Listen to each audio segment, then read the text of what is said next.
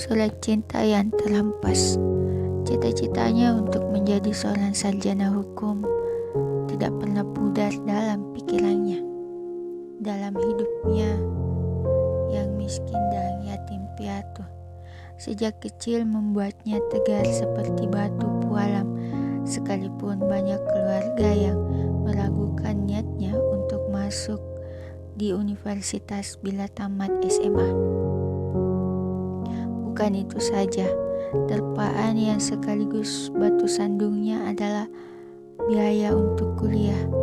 Tentu itu hal yang sangat penting, apalagi kehidupannya sangat pas-pasan, sebab yang bekerja hanya ibu asuhnya semata. Ibu kandungnya telah lama meninggal saat usianya masih dibuai kasih sayang. Pikirannya berkecamuk, entah kisi-kisi kehidupannya tertuju kemana. Banyak orang yang memperhatikannya, duduk diam menyendiri lama sekali, baru ia tinggalkan tempat duduknya. Air matanya berlinang dengan berbagai liku penyesalan. Waktu beranjak terlebih dahulu. Ia mengambil kartu anggota di loket penjaga benteng Rotterdam. Segerombolan anak muda sering mangkal di Rotterdam dan DKM. Ia tanyai satu persatu. Dalam benaknya masih terlukis indah nasihat-nasihat santun yang diberikannya atas niatnya untuk hijrah dari tanah pijakannya dan mengembara ke Jakarta. Itulah cita-cita yang kedua baginya, yaitu menjadi seorang pemain film. Sebelum nasihat pada prinsipnya sama. Kemudian seperti itu glamor sekolah saja. Kenangan itu masih membekas sebab orang yang dekat padanya, yang dianggap sebagai orang tuanya, juga saudara,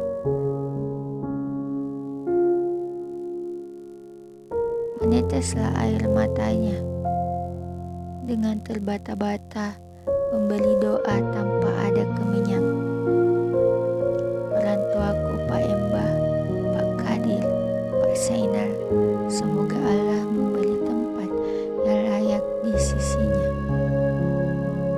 Sekarang ini saya telah menjadi seorang sarjana, tetapi cita-citaku yang mengakar dulu untuk menjadi sarjana hukum, juga pengacara, untuk mengubah kisi-kisi kehidupan yang hina tidak tercapai. Sebagai murid abadi telah menjadi sarjana sastra, di mana penegakannya adalah melahirkan ide dan tulisan kesusastraan yang melahirkan wujud pemberontakan batin yang juga dialami oleh banyak orang, seperti kesaliman, ketidakberdayaan, kebodohan, korupsi, koruptor, dan bahkan pecundang. Terima kasih Pak atas dorongan dan arahannya. Sangat santun juga hormat kepada atasannya. Tidak seperti birokrasi sekarang, bawahannya berlagak sebagai atasan, masuk kantor seenaknya. Pikirannya rakus, curi sini, curi sana. Otaknya dengkul, nipu-nipu, bohong-bohongan. Disangkanya atasannya ngamuk sampai satu kampung jadi saksi. Tetapi kini sudah sebaliknya. Diri sendiri pecundangi atasannya dengan menipu. Jadilah maling teriak maling. Semua buyar saat anaknya yang sulun mulai melompat-lompat dari sekolah dengan pakaian seragam putih merah.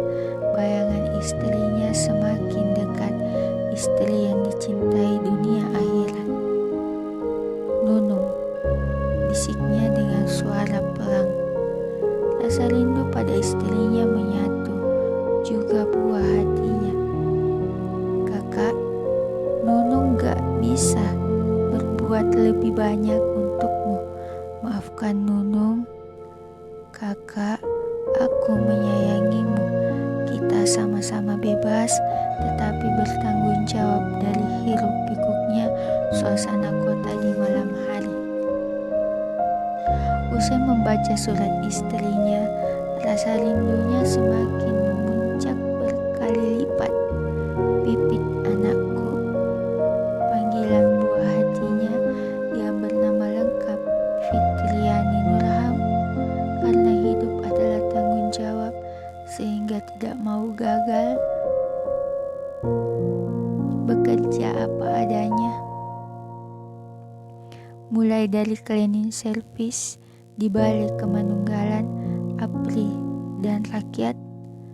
Di situ rasa gengsi dibuangnya. Dilihatnya ibu-ibu terhormat seperti ibu-ibu prajurit dan ibu-ibu sipil yang berlenggak-lenggok manakala ada acara umum dan kemanunggalan. Lama juga bekerja di sana. Saat ada acara dan sisa-sisa makanan, rajinlah mengambil. Seorang temannya sangat empati padanya, Pak Aga, yang juga beberapa hari istri dan anaknya tewas karena kecelakaan di depan pasar Terong. Setiap hari bekerja bersama sebagai pembersih lantai dan jendela gedung. Sebanyak 25 orang bekerja di sana. Satu lagi sahabatnya bernama Herman. Dengan tubuh pendek kecil yang kadang-kadang mendapat teguran dari atasan karena kebiasaannya tidur saat membersihkan jendela gedung. Walaupun sudah bekerja, tetapi mengembangkan relasi adalah hal yang penting supaya bekerja yang lebih bagus dari tempatnya sekarang. 6 bulan bekerja sebagai cleaning service, kemudian pindah ke PT PLA sebagai tenaga gudang. Di sana bekerja bersama Andi, juniornya tempo hari sewaktu kuliah. Tetapi 1 tahun bekerja di sana, terjadilah pemberontakan di bagian administrasi. Pasalnya sangat sederhana, karena anaknya Pipit lagi sakit demam.